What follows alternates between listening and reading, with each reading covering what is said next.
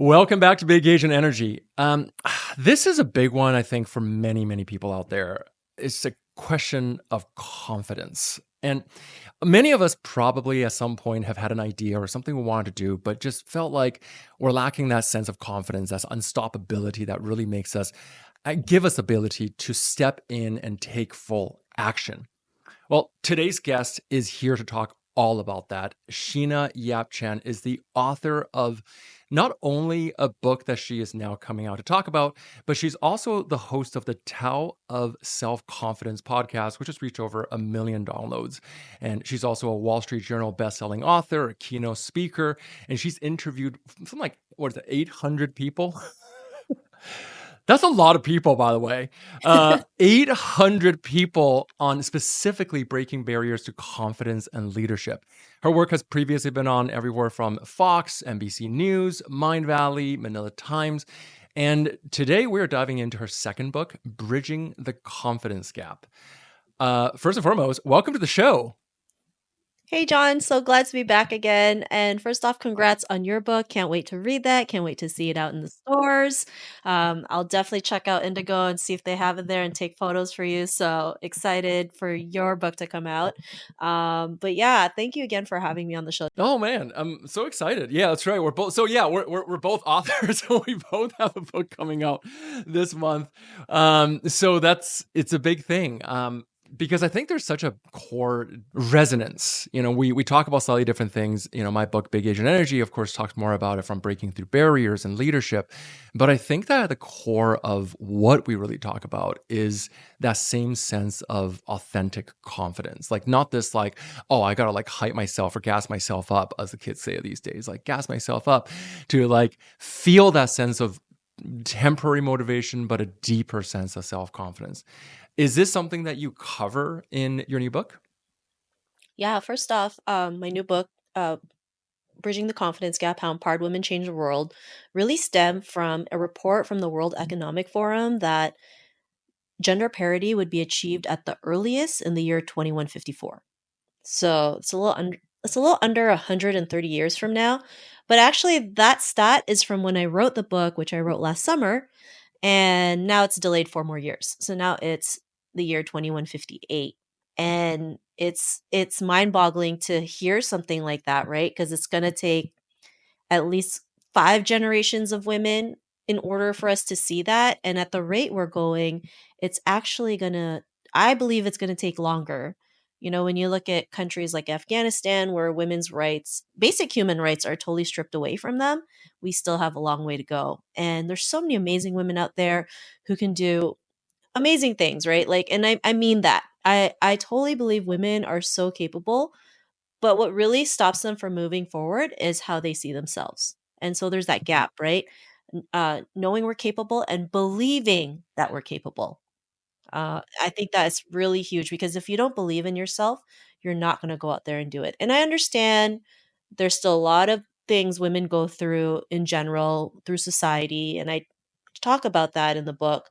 But if we learn to just believe in our potential, believe in our capability, and just go for it, just imagine what we can achieve.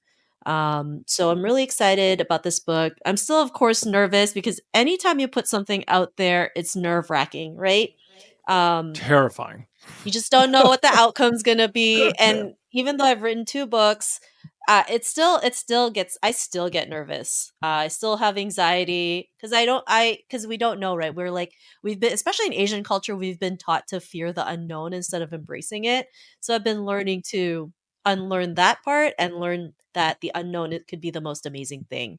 So I do touch on different things such as self promotion, which is something women have been conditioned to say that it's tacky when it's not. Learning to the formula for leadership, learning to ready, fire, aim. So really taking action and pivoting as we go. Taking a deep dive on this confidence gap because I didn't even realize that this gap was so huge, right? In fact, what really made me start talking about the confidence gap was I was in a speaking group coaching program, and I was told to do a 10-minute speech that I had to memorize. That was my homework. And so I was looking for topics on confidence, and that's when the confidence gap came about. And I realized, oh, I could talk about this. And that really from that talk, it stemmed through this whole topic on confidence gap and bridging that gap. And I like the word bridging because it's not just women, men and women can work together to bridge this gap. I mean, there's amazing men out there who are allies. I mean, you're one of them, John. It's always great to see you and see what you've done and always being a great ally for everybody. And when we can all work together, that's how we can create that change. So, yeah, I mean, first off, I didn't even think I would write one book for Wiley, let alone two books. So this is a big deal, especially in the month of May, which is Asian Heritage Month. It's such an Yeah. important month to highlight this work because there's not that many Asian authors out there who are signed into big traditional companies, big traditional publishing companies. And so it's important to share it out, to shout it out there, and have that big Asian energy to be confident enough to show others what's possible, especially in our community. So, yeah. Thank you for the shout out. I really appreciate that. And of course, I'm a really big believer that rising tides raises all ships. And really, I feel like, especially growing up in such an individualist society where we're always already almost primed to be hyper focused about ourselves, I kind of miss and love the collectivist culture, the culture that I grew up in, that was so focused on how do we support one another and create this network to help one another rise. And this is why I love the idea of bridging that gap.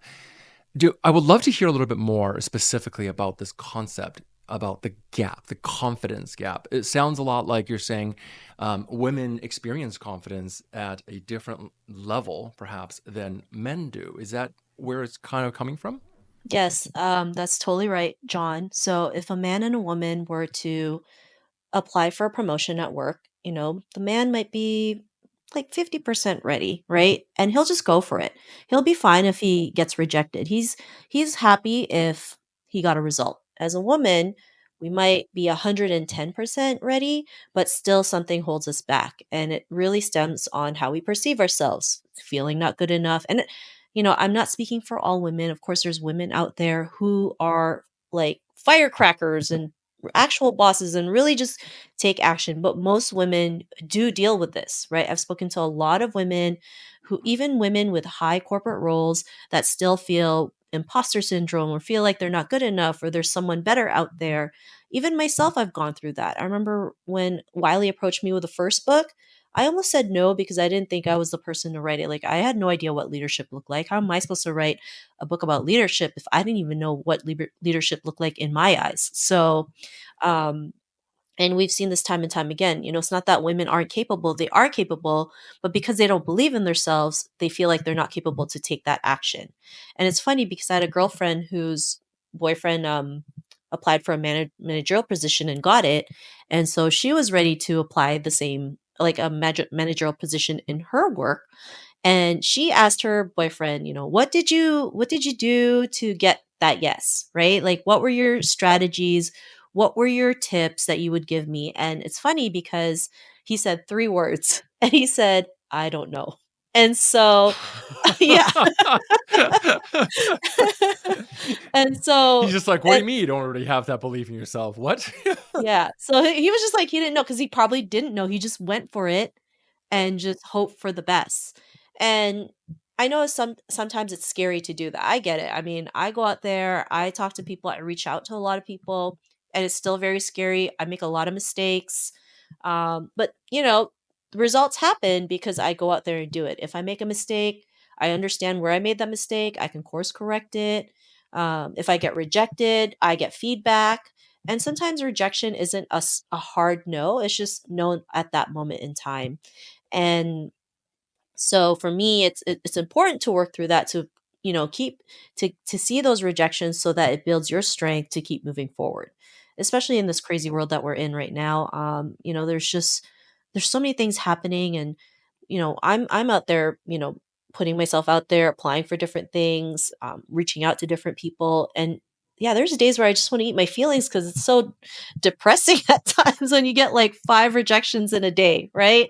And I think this is something that we need to speak more on because we get way more no's than yes.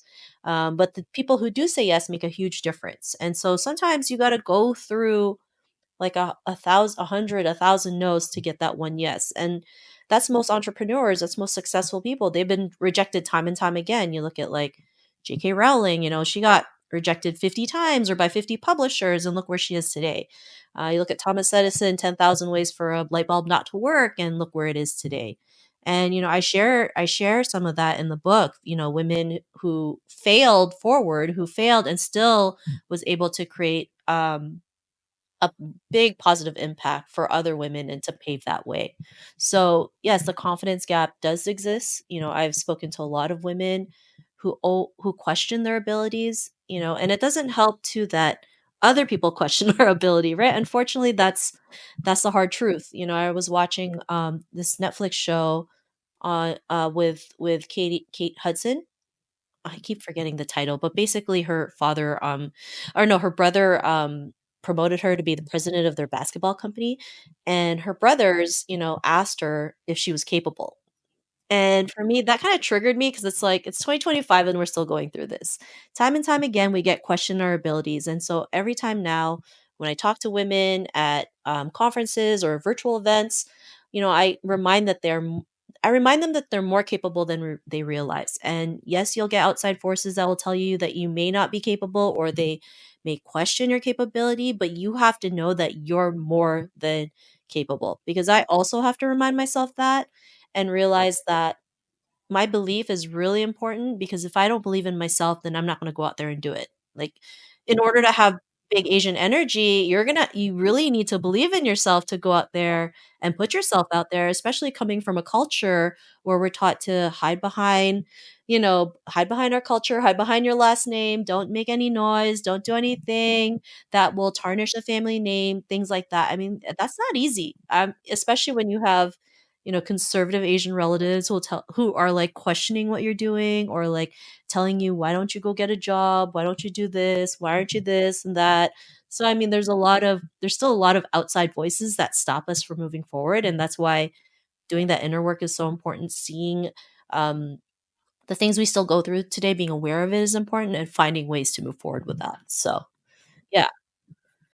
You mentioned the inner work. This is where I think is the most interesting piece. So, I mean, the simple question really is how does somebody who knows, hey, whatever the background conditioning experiences is, whether it's because the people around me are challenging me, because I think that's a big part of it, right? As you said, it's you can believe in yourself and then you step out and you put something out there. And the first thing that people say or the people around you say is they look at it and they kind of go, I'm not certain about it, or like immediately puts you down.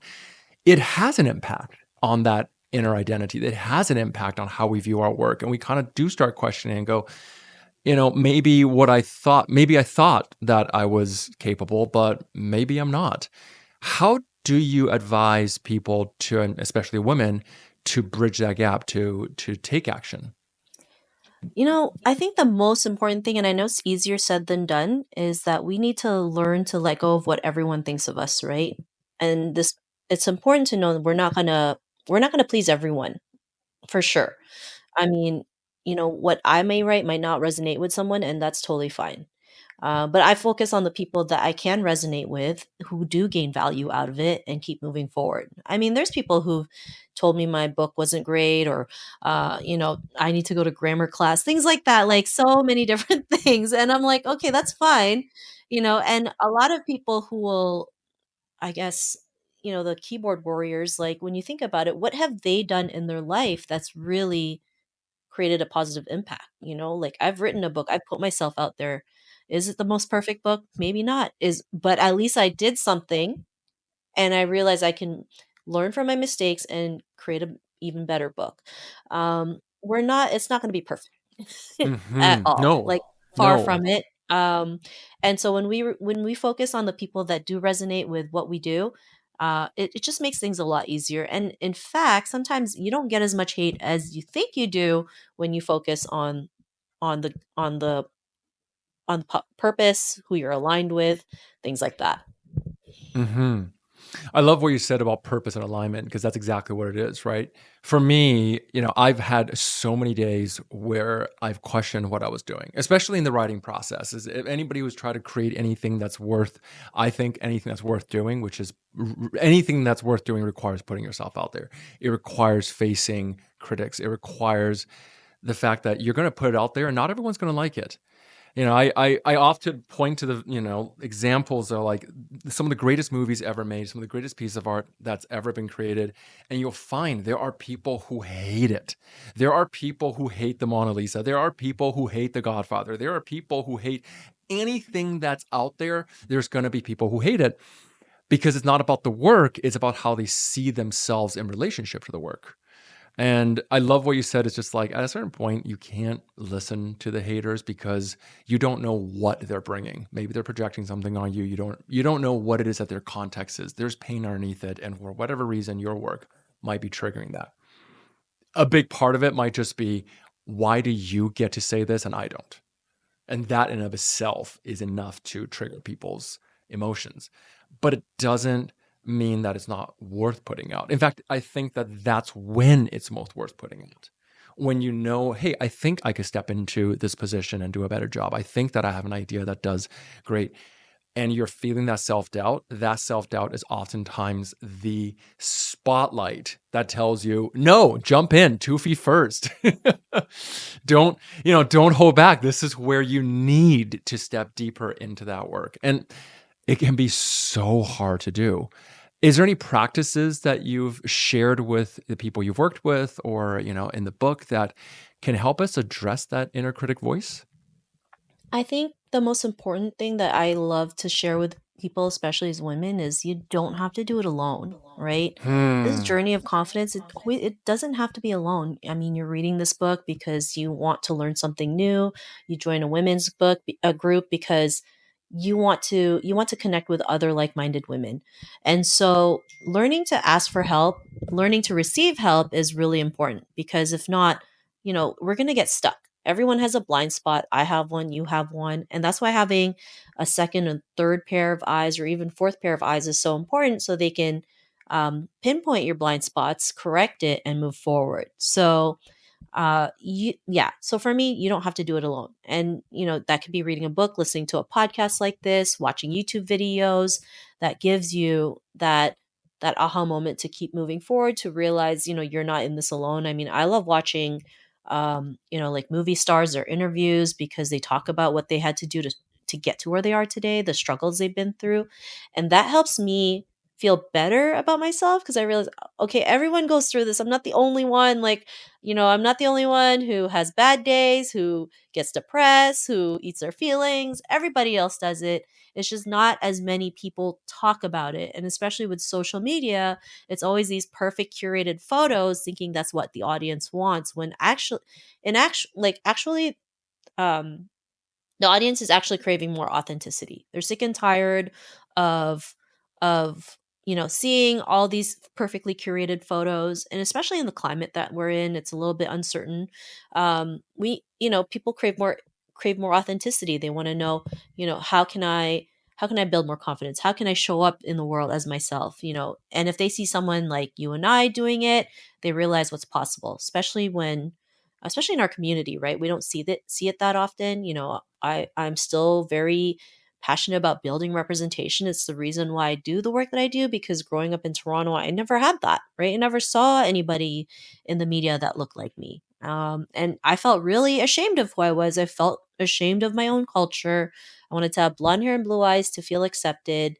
And, I don't want that for our current and future generations. I want them to show up as their true selves, be proud of their Asian heritage, and go out there and create amazing things. Like being in North America, we can go out there and make a difference. Is it going to be easy? No, of course not.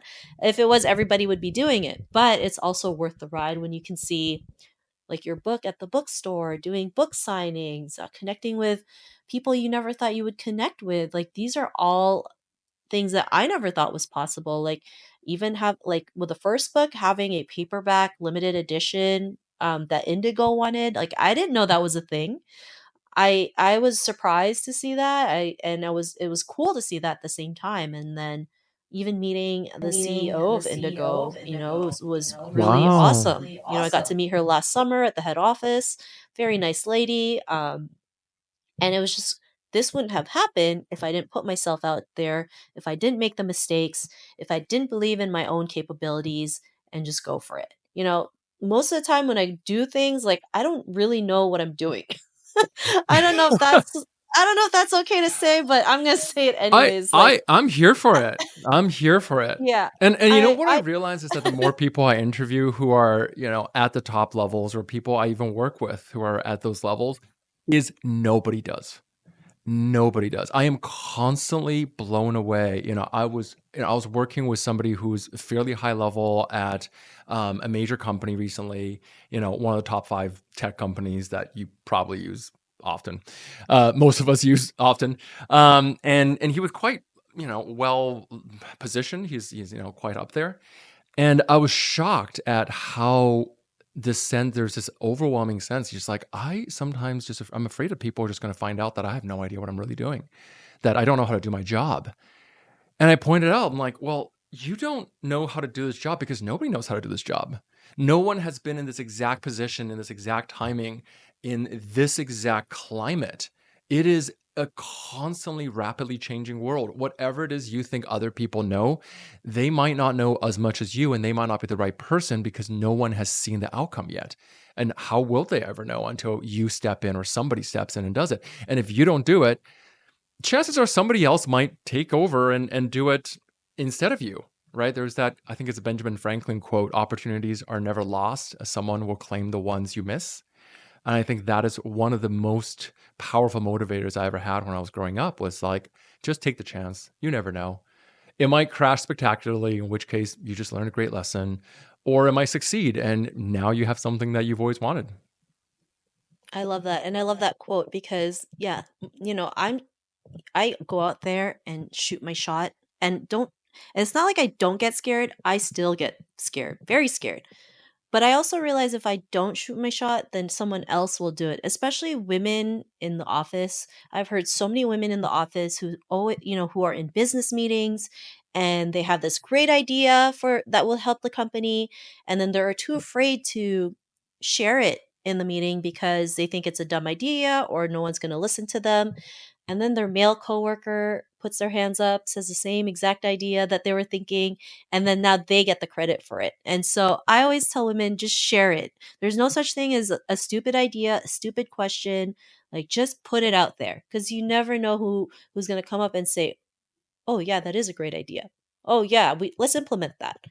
I've seen that time and time again. And then, the women who wanted to share it but are too afraid now regret it because they didn't get to do it. So, especially in especially in the climate that we're in, like, life is so short. The older we get, like, things are happening. Like I was mentioning to you, my grandma passed away during last Christmas, and like it just makes me realize how short life is. We had a family friend who passed away last week at such a young age, and you just never know what's going to happen. Um, so it's really important to shoot your shot, to make the most out of your life, because the only person who will regret it is yourself. And I learned that lesson a long time ago, and my aunt died, passed away, like 14 years ago.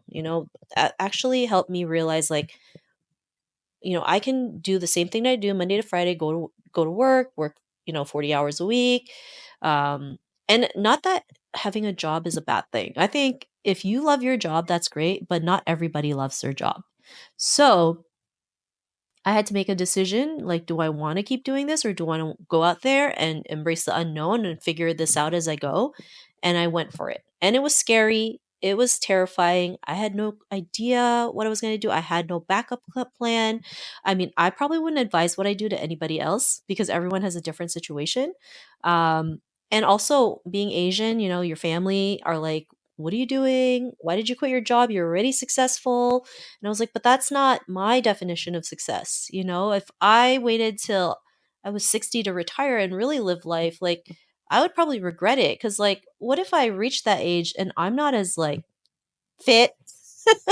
Like, after your 40s, it just goes downhill, unfortunately. Like, you have to take care of your health a hundred times better. right? Because like your metabolism slows down, you have aches and body like It aches really is, yeah. and yeah, body parts that you didn't even That's realize that's was real. yeah, so 100%, yeah. yeah, and then women, unfortunately, like we're gonna go through menopause. That's gonna be a whole new thing. Like there's just so many things. So I was like, I want to live my life as in the moment that I can as much as I can. So like, you know, in my 30s, like in my early 30s, really while I still am like at my optimal health, right? Not saying that I'm not, but of course it's not the same. It's totally not the same. Like I just felt like after 40, just like everything everything just started going downhill from there. So yeah. I think we, as a fellow for starting for 40-year-old, one thing I really am holding on to is just that we are going to go through different strengths at each stage, right? For anyone who has ever felt the story of I'm too young, it's too early, I'm not experienced enough, or I'm too old, I don't have the whatever it is, that I'm too blank, I always remind them that, okay, the fact that you are young that's your strength. That's your actual edge right here.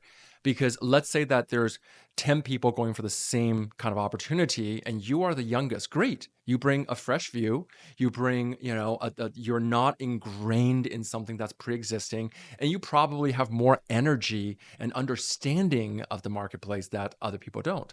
And if you're coming in and you're like, oh, I'm the oldest of the group, great. You're probably bringing more experience, more wisdom, more understanding, more experience dealing with the social elements of things than somebody who's younger. We bring different gifts at every single stage, and to not shoot your shot at each edge at each of those opportunities means that you're not bringing the gifts that you have in the moment. And the after I hit 40, I look back and I'm like, I do feel different. Energetically, I feel different. I have different strengths, and I wouldn't do the same things that I did, when I was in my 30s. I went wing walking in my 30s, which was, when you climb on top of the wings of an airplane as it does like loop-de-loops. I can't do that now because my wife would kill me. She would not approve that I would be, putting myself at risk in that way. But when I was in my 30s, I had that freedom. And, in my 20s, I backpacked through India and around the world living in $5 a night hostels. And I wouldn't go through that now because now my back hurts. When I don't, if I don't have the right pillow these days when I'm traveling and I'm staying at like one of the Marriott properties, I up until 3 a.m. Whereas back then, I was just passing out on this, on the steps of the train station. So yeah, each stage brings different things. I love that. And yeah, I mean, just because you're at an age where you think you're too old, it doesn't mean you are. No, Of course, that's not what I'm saying. Um, it's important to know that you can start something at any age if you wanted. I wrote my first book with Wiley in my 40s, right? So I never thought that would ever happen. Like never in my wildest dreams did I think that. But here we are today. Not only did I write one, but now two books for the publisher, which is like still insane when I think about it. Like being Canadian, or Canadian, and then, Canadians, yeah. being signed for like one of the big like five publishers, like that's a big deal because the percentage of a person getting signed by a traditional publisher is like 1 to 2%. They said that's what I heard. So and then being Asian, I feel like that's even less. So, being less, and then the chances of getting a second book written by a publisher is even lesser. So, like, the fact that I was able to do this, like, it's a big deal. I celebrate that. I share that out because I want people to realize it's possible and that you're never too old to start something new. But if I did have the chance to start younger, I would. That's the thing, right? Like you mentioned, like, being able to like I was able to jog for like an hour and a half straight and my legs won't feel it. Now it's like the minute the minute I'm done jogging, I'm like on the massage chair, making sure my legs are all good. You know, like it's a totally different thing. Like back hurting, I fall asleep by like 10 p.m. Like it's a Oh whole boy. different Yeah. thing. I also am in bed by 10. Yeah. Different things. And I think this is part of it, right? We're talking earlier about sharing and being seen and this idea of self-promotion. And I think that these stories, especially as we take on age, we also have more complex stories of how are we going to be seen. One of my favorite things that I've always heard, especially of like, how do we continuously talk about or share our journeys when we're experiencing self-doubt is just by creating a simple framework that works, that like we can go back to, that allows us to share the scars as well as the wins, or even the wounds, even in the moment, as well as the wins. And I think that's a really important part of it. Do you talk about that in your book at all? Like a framework for storytelling, Or or not necessarily no? just how it doesn't have to be a framework, but like how do you share, or the struggle with self-promotion? As you said, a lot of women are Oh, told that when they promote, they're being tacky. yes. I have a whole chapter on that in the book because I understand that a lot of women, even men, don't like to promote themselves. They think, yes, they think it's tacky. They think it's not ladylike, it's not proper.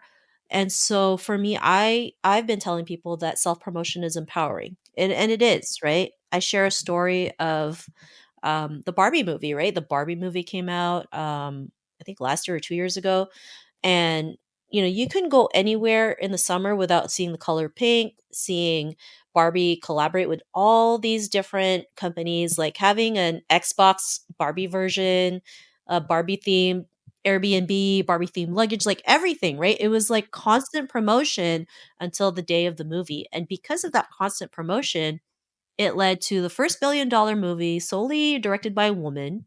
And that's a big deal because for so long, Hollywood kept telling us that women aren't bankable. Women aren't bankable. Women aren't bankable. But yeah, here's a movie about a doll that made over $1 billion, right? Yeah. And so that's a big deal because if one woman can do it, then other women can do it. It opened doors for other women directors to have big budget movies, and it's also breaking history. So for me, that's what self promotion does. And for me, self promotion is also a big leadership skill because there's so many things that it prepares you to do when you put yourself out there. And so I have a whole chapter on that. I have different strategies where you can learn to promote and not feel tacky if you still feel that way, right? And it takes practice. When I put myself out there, I don't like putting myself out there either. Like it's really, for me, it's still very uncomfortable.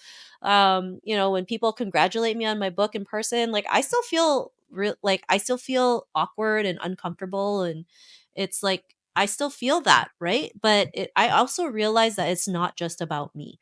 um that's why having, like you mentioned, purpose and alignment is so important, because it's important for other women to see, if she can do it, so can I. Here's someone who went for it, who's showing up, who's constantly showing up. Even if you don't even know what that outcome is, the importance is being persistent.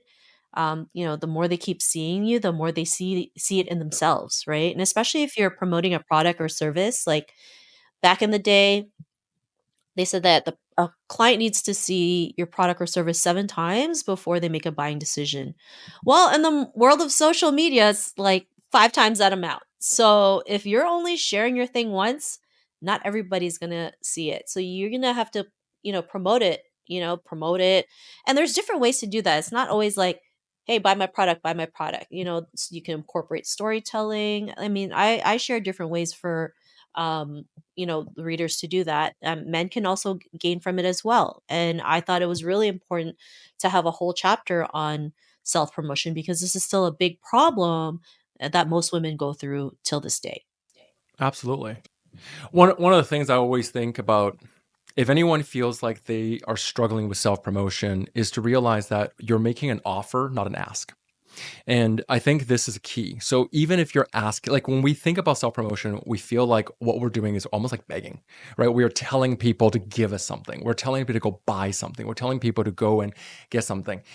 And we don't realize that inherently that is a diminishment of the value that we're actually trying to create. You're here creating a product, in this case a book, but you're putting out an offer of value in an exchange of value. There's something here that benefits the other person. You just happen to have the experience and awareness of how this person can benefit. Now, that's all you could really do at any given point. And it doesn't matter if what you're asking for is a promotion or what you're asking for is to someone buy your book or even just go download something on your website. The core of it is realizing, how do I know that this person can benefit? How do I make sure that what I'm providing is value? And then why would we ever need to apologize for providing value, for sharing something that's going to potentially really make a benefit in somebody else's life? Why do we question that? At what point do we pick that up as a story? And I think once we can let go of the story and we can start to see the value and the worth that not only does our work have, but also what we have. And I think that's the real change that really makes that difference in how do we show up with other people. I love that, and I love that how you pre-frame it to, you're not asking, you're making an offer. It's up to the person if the offer makes sense to them. But it of course the client wants to see a result, right? What's the result that you're going to give them when you perform that service, right? Whether it's a book, whether it's coaching service, speaking, what is that outcome? And when you can perform that outcome, that builds our confidence. And I think sales is an important skill that every woman needs to learn, right? It's not always sexy, especially when you get rejected, but it's also really empowering when you can make your own money, ask for someone's credit card, and you'd be surprised how many people will hand in their credit card when you just ask for it. When you're like selling a product or service, it's actually like surreal sometimes, or like surprising, right? Because they trust you. They know you're providing something that will create a positive impact. So I love that you mentioned that. I think it's so important.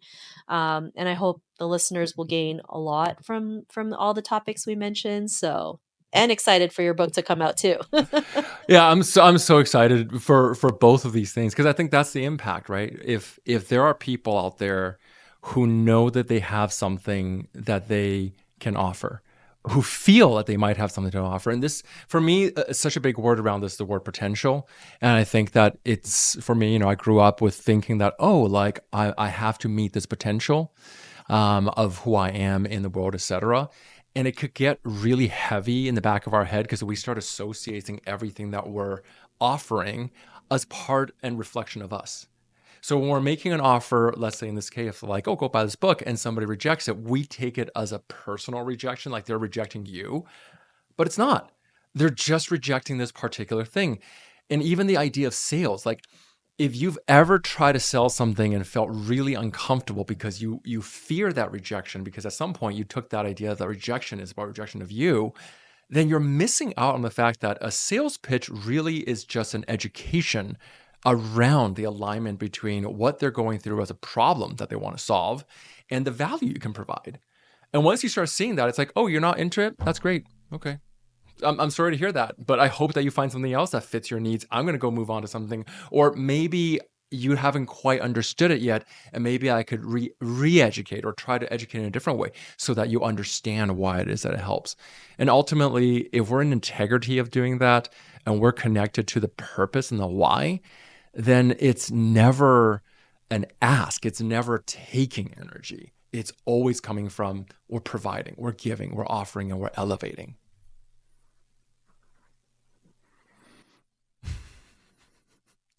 I I just paused there because I was like, did that land?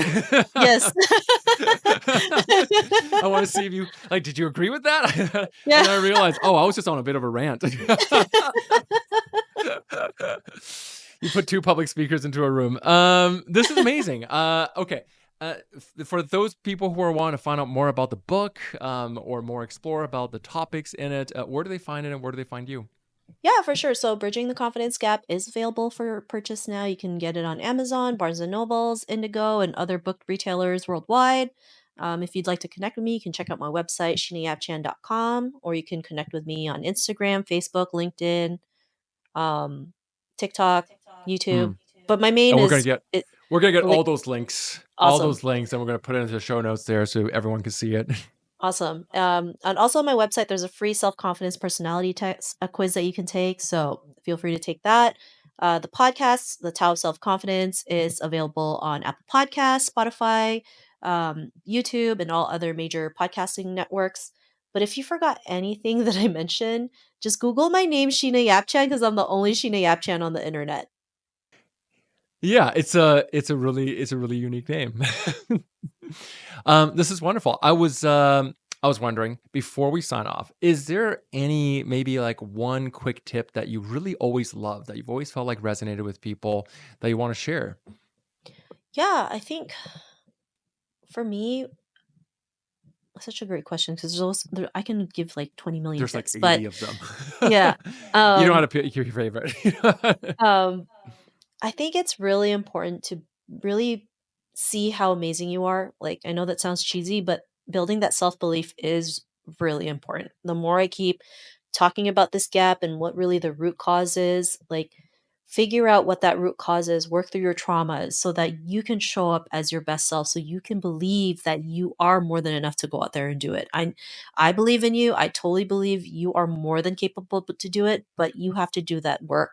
And if it means looking for help, accepting help, do it, right? You don't have to do this alone. So that would be my tip I would leave. That's a very deep and very powerful tip. And I love that. Perfect way. All right. Anyone listening, take a look. Sheena Yap Chan and SheenaYapChan.com. Her book is already available. Go get it, especially if at any point you've always wanted to feel like more self confident in the work that you do and the work that you're ready to create.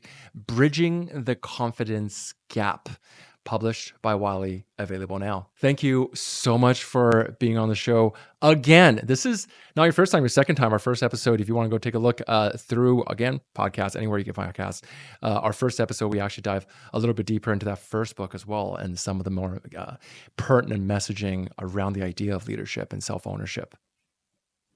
Thank you again for having me, John. Again, it was such a blast. Always great to reconnect and talk about these important topics. And I can't wait for your book to come out. So, for anyone listening, make sure you pre order John's book, Big Asian Energy. Yeah, go get some books. Go read and elevate your mind. All right, amazing. Until next time. Bye-bye.